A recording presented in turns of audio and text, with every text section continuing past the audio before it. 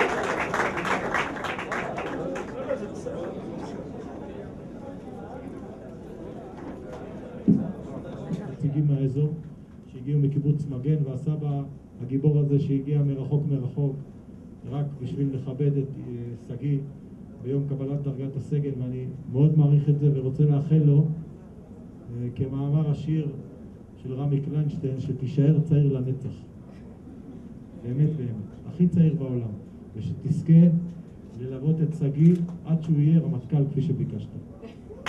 תודה.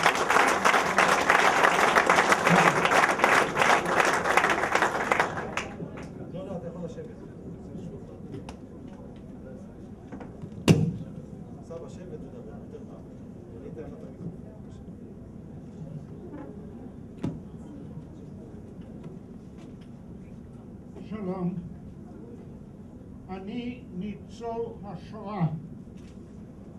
אני ברחתי מבור ההריגה, בניסים ונפלאות נשארתי בחיים.